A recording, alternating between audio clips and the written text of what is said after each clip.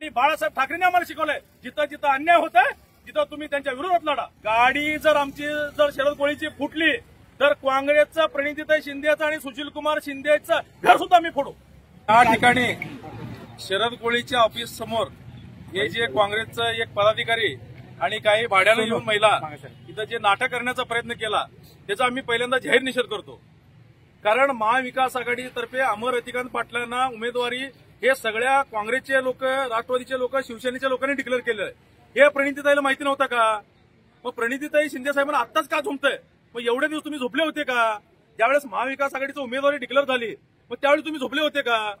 मग त्याच्यानंतर तुम्ही ऐन मतदानाच्या दिवशी काहीतरी स्टंट करायचं, मग काडादीच्या पाठीमागे दाखवायचं। बरं, काडादीवरती एवढं तुमचं प्रेम होता तर महाविकास आघाडीच्या कडनं तुम्ही काँग्रेसच्या परिस्थितीने सांगून जागा सोडून घ्यायला पाहिजे होतं ना।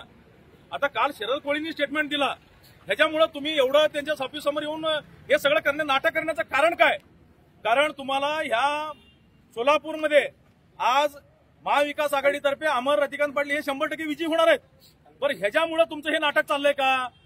कारण असे तुम्ही किती लोकांना तुम्ही बर्बाद करणार आहेत? आज तुम्ही दिलीप मानेंना बर्बाद केले, काडादीला तुम्ही बर्बाद करणार, देवकते साहेबांना ज्या वेळेस तुम्ही सांगतो तुमच्यासाठी देवकते साहेबांनी त्याग केला, तुम्ही मुख्यमंत्री होणार आहे म्हणून देवकते साहेबांनी राजीनामा दिला आणि तुम्ही उमेदवारी दिला, त्या देवकते साहेबांचं त्यांच्या मुलाचं तुम्ही पुनर्वसन केलं का? हे अगोदर सुशीलकुमार शिंदे साहेबांनी आणि प्रणितीताई शिंदेनी अगोदर जाहीर करावं, मग त्यांच्या कार्यकर्त्यांनी आमच्या ऑफिस समोर काय करायचं तुम्हाला नाटक नंतर दाखवा। पण मग त्यांनी असा इशारा दिलेला आहे की शरद कोळींची गाडी ऑफिस समोर दिसली की मी पहिला फोडणार, नंतर शरद कोळीची गाडी ऑफिस समोर उद्या तुम्हाला सकाळी दिसेल, त्याचा तुम्ही काळजी करू नका। फक्त तुम्ही ज्या ज्या लोकांना धोका दिलाय त्याचा तुम्ही बघा।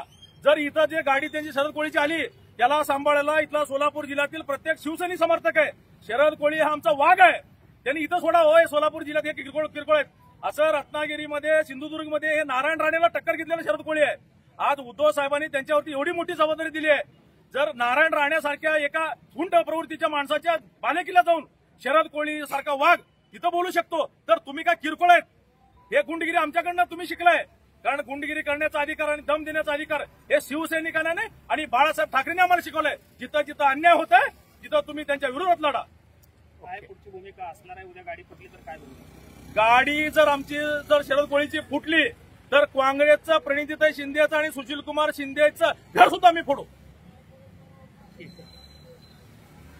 जयेश दर्बी कलेक्शन कॉटन, लिनन यासह अनेक ब्रँडेड कंपन्यांच्या सुटिंग शर्टिंगसाठी जयेश दर्बी कलेक्शन, 7 रस्ता मोदी पंकाविरी जवळ Solapur. Mayur classic AC banquet hall अब शादी के लिए मिलेगा सिर्फ 1 लाख रुपए में। Mayur classic AC banquet hall, July Solapur. Management by spice end ice events.